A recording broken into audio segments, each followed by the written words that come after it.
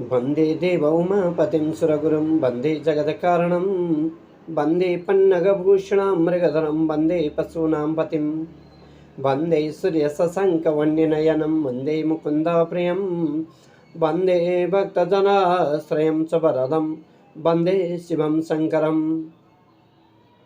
सदा शिवजीमा सतत नमन गर्दै www.ज्योतिषसञ्चार युट्युब च्यानल, ज्योतिष संचारको फेसबुक पेज, ज्योतिष संचारको फेसबुक आइडी र मेरो व्यक्तिगत आइडी मार्फत हामीलाई विश्वभर हेरेर र रेडियो ज्योतिषको तरङ्गबाट सुनेर बस्नुभएका सम्पूर्ण आदरणीय दर्शक महानुभावमा हार्दिक स्वागत तथा न्यानो अभिवादन गर्न चाहन्छु।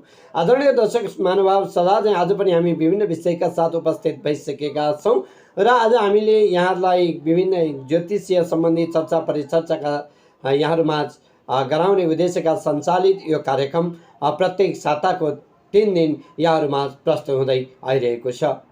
त दर्शक महानुभाव, हामीले कहिले ज्योतिषका कुरा, कहिले विभिन्न विषयका कुरा र कहिले ज्ञानवर्धक कुराहरू र आगामी दिनमा हामी धर्मशास्त्रका कुराहरू पनि यहाँहरूमाझ प्रस्तुत गर्ने चमर्को गर्नेछौँ। दर्शक महानुभाव, आज हामीले एउटा यस्तो प्रश्न, यस्तो अवस्था, यस्तो विषयलाई उठान गरेका छौँ कि अष्टाआयको नाम के हो र ती आयले के गर्छ, ध्वजादि अष्टयोग भनेको के हो, ती योगमा कस्तो प्रकार भयो भने तिनीहरूको फल के हुन्छ र तिनीहरूका स्वामी के हुन्छन्। आजको यो प्रस्तुति यसैमा आधारित भएर रहनेछ। आउनुहोस् दर्शक महानुभाव, कार्यक्रम शुभारम्भ गरौँ। सबैभन्दा पहिला ध्वजादि अष्टायको विशेष चर्चाबाट। ध्वजो धूम्रश्च सिंहश्च श्वानो वृष खरौ गजा दक्षसे चायष्टकं ज्ञेयं शुभाशुभफलं क्रमाति। त दर्शक महानुभाव, ध्वजादि, ध्वज, धूम्रश्च सिंहश्च श्वानो वृष खरौ गजा, ध्वज, धूम्र, सिंह, श्वान, वृष, खर, त्यसै गरी ध्वक्षा चायाष्टकं ज्ञेयं शुभाशुभफलं क्रमात्। ध्वक्ष, गज, ध्वक्ष आदि गरेका जम्मा 8वटा योगहरू रहेका छन्। तिनै 8वटा योगहरूले कस्तो कस्तो फल दिन्छ त हामी त्यस विषयमा चर्चा परिचर्चा गर्नेछौँ। तिनीहरूका विषयमा प्रश्नादिमा आयोगको विचार गर्ने तरिकाहरू धेरै तरिकाबाट छ। धेरै तरिकाबाट आयहरू चर्चा हुन्छन्। विशेषतः प्रश्नादिको कालमा प्रश्नको प्रथम वर्ण कुन छ त्यो वर्ण अनुसारको आयलाई जान्नुपर्छ। कुन वर्ण छ त्यही वर्ण अनुसार आयलाई जान्नुपर्छ र वर्णहरूको 8 वर्गमा वर्गीकरण गरेको छ। तिनै वर्गमा विशेषतः मानिसहरूले आफ्ना आयका चर्चा परिचर्चा गर्नेछन्। 8 वर्गहरूमा अदेखि औसम्म अ वर्ग रहन्छ। अ आ इ को जति ओ औसम्म छ त्यो अवस्थामा विशेषतः अवर्ग रहन्छ भनेदेखि कदेखि ngसम्मका वर्गलाई हामीले क वर्ग भन्दछौँ। ज्योतिषीय दृष्टिकोणमा क्रमैले अ क च ट त प य स ल गरी जम्मा 8 वर्ग छन्। यिनै 8 वर्गमा अ वर्गले ध्वजको आयलाई जनाउँछ भने क वर्गले धूम्रलाई जनाउँछ। त्यसै गरी च वर्गले सिंहलाई जनाउँछ। ट वर्गले श्वान भन्ने कुरा, श्वान वर्ग भन्ने बुझिन्छ भनेदेखि त वर्गले वृष भन्ने बुझाउँछ। त्यसै गरी प वर्गले खरको वर्गलाई जनाउँछ। त्यसै गरी त वर्गले गज र य वर्गले सल वर्गलाई जनाउँछ। त दर्शक महानुभाव, ध्वजले यसको प्रतिनिधित्व गरेको हुन्छ। प्रश्न आदि वर्णमा जुन ध्वज वर्ण छ, जुन समयमा जुन शब्दबाट उच्चारण भएको छ त्यसलाई हामीले वर्ण मान्न सक्छौँ। यस कारणले विशेषतः प्रश्न आदि वर्णमा कुन वर्गको उच्चारण हुन्छ, कस्तो छ भनेर आयो, अथवा मेरो कस्तो छ भन्दाखेरि म भन्ने शब्दमा के आयो, प फ ब भ म, प वर्ग आयो। अब प वर्गले के जनाउँछ त भन्दा खरको विशेषता वर्गलाई जनाउँछ। ख वर्गको अनुसारले हामीले त्यसको चर्चा गर्नुपर्ने हुन्छ। आदरणीय दर्शक महानुभावहरू, आज हामीले ध्वजादिमा के कस्तो रहेको छ भन्ने चर्चा गरिरहेका छौँ र आज हामीले जन्ममिति, जन्मस्थान र जन्म समयका आधारमा यहाँका जिज्ञासा मेटाउने कोसिस गरिरहेका छैनौँ। हामी विशेषतः यो कार्यक्रम छोटो छोटो रूपमा दैनिक यहाँहरूमा विशेष कुराहरू चर्चा परिचर्चा गर्ने कोसिस गरिरहेका छौँ। यहाँले www.ज्योतिषसञ्चार युट्युब च्यानल मार्फत पनि हामीलाई हेर्न र सुन्न सक्नुहुनेछ र रेडियो ज्योतिषको तरङ्गबाट विश्वभर हामीलाई हेर्न सक्नुहुनेछ।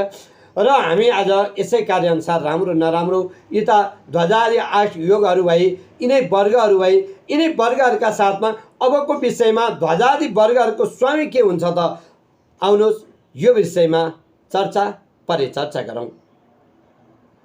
ध्वजे सूर्यश्च विज्ञेय धूम्रे भौमस्तथैव च सिंहे शुक्रश्च विज्ञेय श्वान सौम्य तथैव च मृखे गुरुश्च विज्ञेय खरे सूर्यसुतस्तथा गजे ध्वक्षे चन्द्र राहु हेते च पथय स्मृतः। त दर्शक महानुभाव, ध्वजे सूर्यश्च विज्ञेय धूम्रे भौम तथैव च। यदि ध्वज छ भनेदेखि सूर्य स्वामी रहन्छ। ध्वजादिको वर्गमा स्वामी ध्वजको सूर्य रहन्छ। त्यसै गरी धूम्रको भौम रहन्छ। सिंहे शुक्रश्च विज्ञेय श्वान सौम्य तथैव च। सिंहको सूर्य शुक्र रहन्छ। त्यसै गरी श्वानको सौम्य भन्ने कुरा रहन्छ। स्वामी सूर्य भयो सिंहको भने, श्वान क वर्ग स्वामी मङ्गल, च वर्गका स्वामी शुक्र, त्यसै गरी श्वान र ट वर्गका स्वामी बुध, वृष र त वर्गका स्वामी बृहस्पति, खर र प वर्गका स्वामी शनि हुन्। र गज र य वर्गका स्वामी चन्द्रमा र ध्वक्ष र सल वर्गका स्वामी राहुन भनेर जान्न सकिन्छ।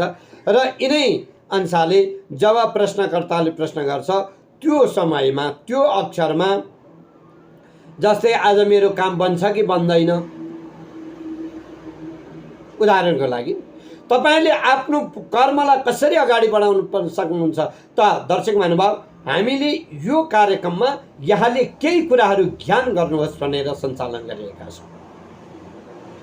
त दर्शक महानुभाव, यदि जो व्यक्तिले प्रश्न गर्दाखेरि आज मेरो काम बन्छ कि बन्दैन भनेर भन्दा आजको अक्षर के आयो, आ आयो।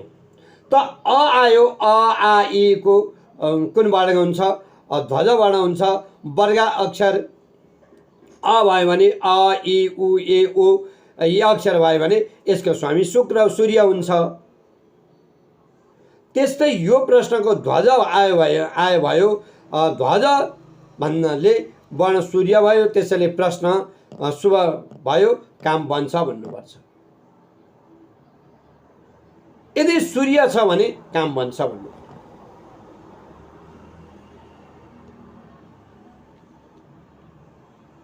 अतएव आदरणीय दर्शक महानुभाव, पवर्गीय वर्ण भएकोले यो वर्ग स्वामी ग्रह शनि भयो, यो प्रश्न अशुभ भयो, काम बन्न गाह्रो हुन्छ इत्यादि तरिकाबाट हामीले यो ध्वजादि वर्णलाई हेर्न सक्छौँ। ध्वजादि वर्णलाई हामी अगाडि बढाउन सक्छौँ। यदि कुनै काम गरेर लाभ छ कि छैन भन्ने प्रश्नमा ध्वजको सिंह, वृष, गज आय भएमा लाभ हुन्छ भन्नु पर्यो भने, धूम्र, श्वान, खर र ध्वक्ष आदि भयो भने लाभ हुँदैन, यसबाट चाहिँ काम बन्न सक्दैन, यसकारणले विचार गर्नुहोस् भन्नुपर्ने हुन्छ। त्यसै गरी राम्रो नराम्रो शब्दलाई दुवै भागमा विभाजन गरेर हामीले अगाडि बढाउन पर्दाखेरिमा त्यसै गरी हराएको वस्तु ध्वजे गजे वृषे सिम्ही नष्टलाभो भवे ध्रुवम श्लोकबाटै प्रश्न छ। ध्वजे गजे वृषे सिंहे, ध्वजमा गजमा वृषमा सिंहमा र यदि कसैको सामान हराएको छ भने त्यो अवस्थामा कहिल्यै पनि सामान भेटाइँदैन, खोज्नै पर्दैन भन्दिँदा हुन्छ। दक्षे स्वाने खरे दुम्रे हानेर भवति निश्चितम, यिनीहरू हानि हुन सक्छ। यस कारणले गर्दाखेरि धेरै कुराहरू हामीले ज्योतिषीय ज्ञानबाट प्राप्त गर्न सक्छौँ। त आदरणीय दर्शक महानुभाव, आज हामीले ध्वजादि वर्णको बाट वर्ग कसरी छुट्याउने, ध्वजादि वर्ग भनेको के हो, यसै विषयमा परिचर्चा गऱ्यौँ। र हामीसँग आज कोही दर्शक महानुभावले हामीलाई आफ्नो जन्ममिति पठाउनु भएको छ। कृपया यहाँले जन्ममिति दिँदाखेरिमा हामी आजको यो कार्यक्रममा प्रस्तुत गर्दैनौँ। हामी आगामी बिहिबार पुनः यहाँको जन्ममिति, जन्मस्थान र जन्म समयका आधारमा यहाँका जिज्ञासा मेटाउनका साथ उपस्थित हुने नै छौँ। आजका लागि भने निर्धारित समय सिद्धिसकेको छ। जहाँ जाँदै कार्यक्रमप्रति सल्लाह सुझाव छ भने हामीलाई दिन नबोल्नुहोला। सल्लाह सुझावको लागि ठेगाना रहेको छ ज्योति सञ्चार प्राइभेट लिमिटेड, झोरपाटी, नारायणटार, काठमाडौँ। यहाँले प्रत्यक्ष टेलिफोन मार्फत पनि हामीलाई सम्पर्क गर्न सक्नुहुन्छ। प्रत्यक्ष टेलिफोन नम्बर रहेको छ 01168327 01168327। हस्त दर्शक महानुभावहरू, यिनै जानकारीका साथसाथमा आजका लागि हाम्रा धेरै दर्शक महानुभावहरूले हामीलाई हेरिरहनु भएको छ। नारायण अधिकारी लेख्नुहुन्छ, गुरुजी मेरो हेरिदिनु पर्यो, हिजो मेरो भाइको छोरोको 87/29 पक्कै पनि उहाँले 78/2 को महिना 9 गते दिउँसो 2 PM भनेर भन्नुभएको होला। सरी गुरुजी भनेर लेख्नुभएको छ। फेरि उहाँले लेख्नुभएको छ, गुरुजी मेरो भाइको छोराको 78 आइतबार 2/18 दिउँसो भनेर भन्नुभएको छ। कृपया हामीलाई प्रत्यक्ष हामीलाई कल गरेर भेट्न सक्नुहुन्छ। त्यसै गरी भूपेन्द्र भट्टराईजी लेख्नुहुन्छ, हेटौँदा 2048 8/28 6:30 PM सेमोर। उहाँको धेरै म्यासेजहरू आएको छ। हामी यहाँ जन्ममिति, जन्मस्थान र जन्म समयका आधारमा यहाँले दिनुभएको कमेन्टका आधारमा हामी आगामी दिनमा चर्चा गर्नेछौँ। त्यसै गरी लक्ष्मण पन्थीजी हुनुहुन्छ, लेख्नुहुन्छ, ओहो प्रमोदजी कता हराएको भनेर भन्नुहुन्छ। लक्ष्मणजी, म कतै हराएको छैन, म विशेषतः अफिसमै छु। यहाँभन्दा पहिला चाहिँ लकडाउन हुनुभन्दा पहिला चाहिँ म आउट अफ भ्याली थिएँ, काठमाडौँबाट बाहिर थिएँ। अहिले काठमाडौँ नै छु, कार्यक्रम अफिस चलिराखेको छ, अफिसमै छु। कार्यक्रम राम्रो छ भन्नुभयो, यहाँले हर वखत सरसहयोग गर्नुभएको छ, यहाँहरूलाई धन्यवाद ज्ञापन गर्न चाहन्छु। त्यसै गरी विनोद चापागाईजी गुरुजी हुनुहुन्छ, उहाँलाई पनि धेरै धेरै धन्यवाद ज्ञापन गर्न चाहन्छु। मेरो व्यक्तिगत आइडीबाट हुनुहुन्छ भने ज्योतिष सञ्चारको आइडीमा हुनुहुन्छ घायल योद्धा नवराजी हामीलाई हेर्दै हुनुहुन्छ। महेश्वर रिजालजी हुनुहुन्छ भने चिरञ्जीवी रिमाल हुनुहुन्छ। सम्पूर्णलाई जसै जुन जुन ठाउँबाट हामीलाई हेरिरहनु भएको छ, सम्पूर्णलाई धेरै धेरै धन्यवाद ज्ञापन गर्दै म कार्यक्रम प्रस्ताव ज्योतिष पण्डित प्रमोद भट्टराई पनि आजको यो कार्यक्रमबाट बिदा हुन चाहन्छु। आगामी दिनमा पुनः यहाँहरूको माझ यस्तै यस्तै विषय लिएर उपस्थित हुने नै छु। तबसम्मका लागि आज्ञा दिनुहोस्। हस्त नमस्कार, शुभरात्रि।